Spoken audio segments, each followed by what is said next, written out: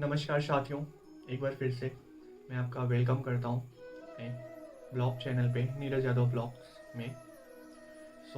जो मेरा पिछला वीडियो जो था वो मणिपुर में जो अभी तबाही मची हुई है, जो अनएक्सपेक्टेड चीज़ें वहाँ पे हो रही हैं, उसके बेस पे मैंने थोड़ी सी अपनी जो इस पे वीडियो बनाया और वो वीडियो काफ़ी अच्छा चला भी।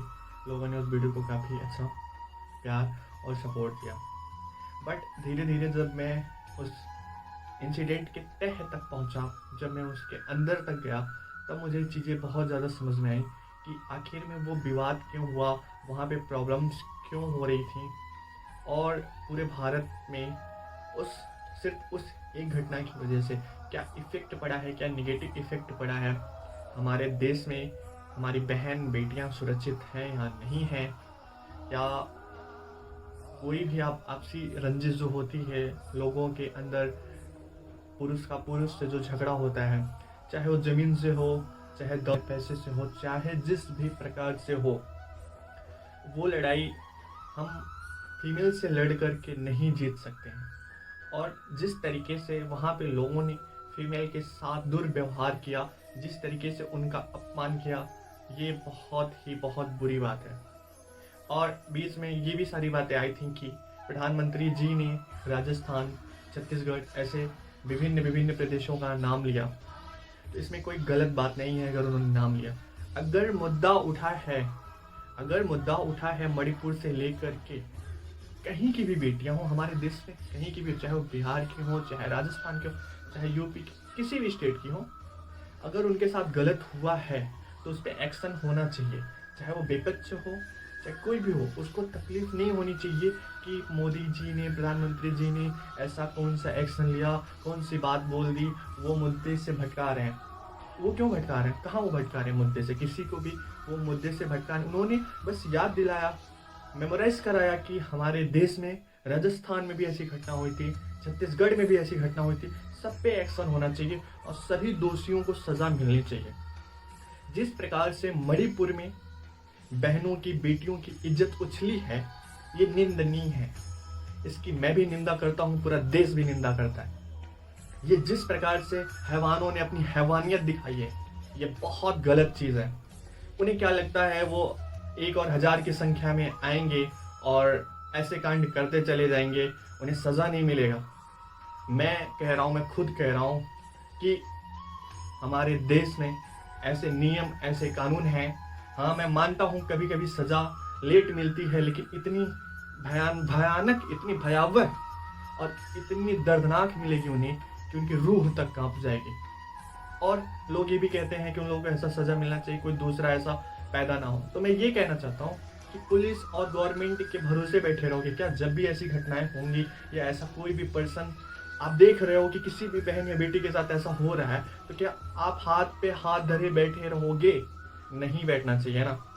आपकी भी बहन है, आपकी भी बेटियां हैं, आपने किसी भी बहन बेटी की रक्षा की, अगर भगवान ना करे, अगर आपकी भी बहन कभी तकलीफ में आई, तो वो लोग आपके बहन की, आपकी बेटी की रक्षा करेंगे। क्योंकि भगवान देखता है, जो अच्छा करता है ना, उसके साथ अच्छा होता है। तो मैं ही अपने ऊपर ले लूँ, मैंने ये किसी बहन या बेटी को देखा उसके साथ गलत हो रहा है, मैंने उसकी जाके हेल्प कर दी, तो मैंने अपनी दूसरे की बहन बेटी को अपनी बहन बेटी समझ के उसकी हेल्प की, तो उसकी हेल्प हो गई, वो वहां से सुरक्षित निकल गई।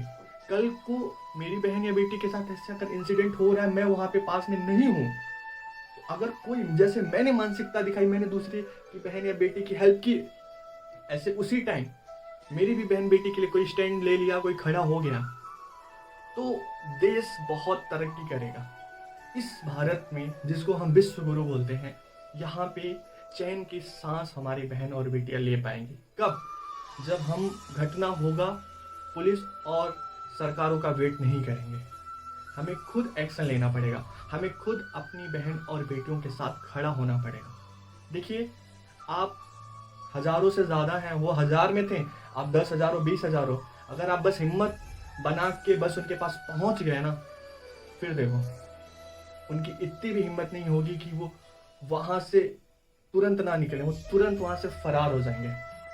क्योंकि एकता में बल होता है। वही मणिपुर में हुआ। मणिपुर की घटना इतनी निंदनीय है क्योंकि वहां पे जो 42 वर्षीय महिला थी, उसका जो पति था कारगिल में सेवा दे चुका था, कारगिल युद्ध में हेल्प किया, असम राइफल्स में वो सेवा दे चुके थे, और उन्होंने खुद अपनी दर्द भरी दास्तां बताई कि मैं देश की रक्षा किया, देश के लिए खड़ा था, लेकिन मैं अपने गांव को नहीं बचा पाया, मैं अपनी खुद की वाइफ को नहीं बचा पाया, मैं उसकी रक्षा नहीं कर पाया, मुझे खुद के ऊपर धिक्कार आ रहा है। तो मैं एक सवाल ये भी उठाना चाहता हूँ, आज जिसने देश के लिए इतना किया, देश के लिए मर मिटने के लिए जो तैयार हुआ, उसके घर की लेडीज नहीं सुरक्षित है, तो जो नॉर्मल गरीब परिवार है उसके घर की बहू बेटियां कैसे सुरक्षित हैं?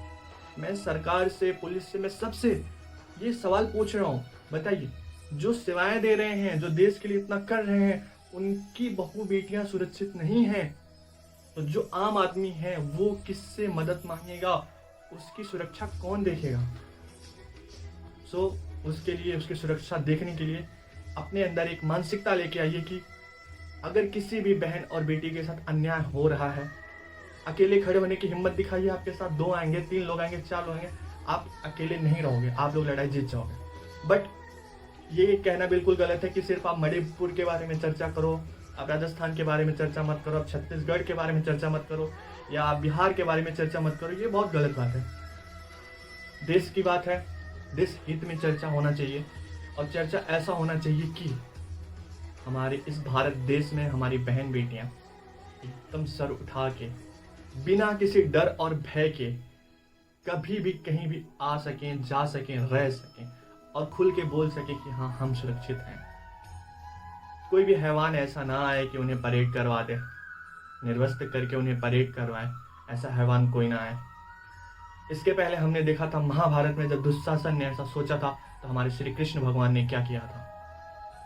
तो आज श्री कृष्ण भगवान ने अपने गीता के इतने अच्छे अच्छे श्लोक, इतने अच्छे अच्छे उपदेश दिए हैं, उनको धारण कीजिए, अपने मन में बसाइए, उन्हीं विचारों पर चलिए, क्योंकि मुझे तो यही लगता है कि हम सब जितने भी लोग हैं एक माँ के गर्भ से ही पैदा हुए हैं, चाहे वो लड़की हो चाहे लड़का हो, माँ के गर्भ से जन्म लिया है हमने।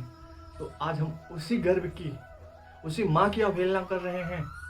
अरे अगर कोई गलत काम हम करते हैं या कोई गलत काम वो हैवान करते हैं, तो उनके ऊपर तो उंगली उठती ही है, उसके साथ साथ उनके परवरिश पे भी उंगली उठती है, उनके माँ बाप पे भी उंगली उठती है। सो उन्हें इस बात का बिल्कुल ध्यान रखना चाहिए कि हमारे साथ साथ हमारे माँ बाप की भी बेइज्जती हो रही है। सो मैं तो ये जानता हूँ, बहुत अच्छे तरीके से जानता हूँ कि दुष्ट की दुष्टता कभी खत्म नहीं होती। जो दुष्ट है वो दुष्टता करते रहते हैं, और अगर दुष्ट को सही टाइम पे अगर जवाब नहीं दिया गया तो उनकी दुष्टता और ही ज़्यादा बढ़ जाती है, उनका मनोबल बहुत ज़्यादा बढ़ जाता है। तो ये सिर्फ मणिपुर की बात नहीं है, मैं भारत सरकार से गुजारिश कर रहा हूँ कि पूरे भारत, हमारे जो, जिसको हम विश्व गुरु बोल रहे हैं, हम बोल रहे हैं कि हम विश्व गुरु हैं, तो हमारे विश्व गुरु वाले देश में महिलाओं की जो प्रतिष्ठा, जो मान और जो सम्मान पहले थी, वो अभी भी होनी चाहिए। जैसे माँ सीता के लिए हमारे राम भगवान ने क्या किया, यहाँ से लंका तक गए, रावण को हराया। तो अगर अभी भी हमारी माँ बहनें किसी रावण के चुंगल में आ करके फंस रही हैं, तकलीफ उन्हें हो रही है, तो किसी न किसी को तो राम बनना ही पड़ेगा। तो दोस्तों, साथियों, हाथ जोड़ के गुजारिश करता हूँ, आइए हर बहन बेटी को अपनी बहन बेटी समझिए, उसकी मदद करिए, क्योंकि ये ज़रूरी नहीं है कि हर भाई, हर पिता अपने बहन और बेटी के साथ हर जगह मौजूद रहे। तो अगर वहाँ पे आप मौजूद हैं तो आप उनका भाई बनिए, आप उनका पिता बनिए, उनकी मदद करिए। और ऐसा भी होता है कि आप भी अपने बहन बेटी के साथ हर जगह मौजूद नहीं रह सकते, तो अगर अच्छी मानसिकता के साथ आप दूसरों की मदद करेंगे तो भगवान वहाँ पे लोगों को भेजेंगे कि हाँ, इसने दूसरे की बहन बेटी को अपनी बहन बेटी समझ करके उसकी मदद की, बचाया, जाओ तुम भी इनकी हेल्प करो। देखो, मैं ये नहीं, मेरा ये बिल्कुल उद्देश्य नहीं कि मैं बोल के मैं ये बता रहा हूँ कि ऐसा होना चाहिए, ऐसा करना चाहिए, नहीं। हमारे आचरण से, हमारे व्यवहार से इतना अच्छा सुगंध आना चाहिए, हमारे काम की इतनी अच्छी महक जानी चाहिए कि हमारी बहन बेटियों को ये एहसास हो जाए कि हम सुरक्षित वातावरण में रह रहे हैं, हमें कोई तकलीफ नहीं है। सो दोस्तों, इस वीडियो को यहीं पे एंड करते हैं, फिर मिलेंगे नए वीडियो के साथ। तब तक के लिए जो मैंने इस वीडियो में कहा उस पर आप विचार करिएगा, विमर्श करिएगा। दोस्तों, मैं हाथ जोड़ करके आपसे विनती करता हूँ कि मेरे कहे गए शब्द अगर आपको तकलीफ पहुँचाए हैं या मेरे किसी भी विचार से आपको आहत हुई है, अगर आपको हुआ हो, आपको लगा हो कि ये बात इन्होंने गलत बोली, तो मैं उसके लिए क्षमा चाहता हूँ। बिकॉज मैं इस चीज़ को अच्छे तरीके से जानता हूँ कि मैं भी एक माँ के गर्भ से जन्म लिया हूँ और एक माँ का, एक बहन का अपमान क्या होता है। तो आप भी मेरे विचारों के साथ आइए, जुड़िए और दूसरे की बहन बेटियां अगर खतरे में हैं तो उनकी मदद करिए। अगर अपनों के साथ कोई दिक्कत है तो उनके साथ भी खड़े रहिए। और जो भी हो रहा है मणिपुर में या किसी भी अपने भारत में किसी भी राज्य में जो भी घटनाएं हो रही हैं, हमारी माँ और बहनों के साथ जो भी अत्याचार हो रहे हैं, भगवान से प्रे करिए कि वो अब ना हो और उन्हें चैन की सांस मिले, वो भी इस स्वतंत्र भारत में स्वतंत्र नागरिक की तरह अपनी ज़िंदगी को जिए। जय हिंद, जय भारत।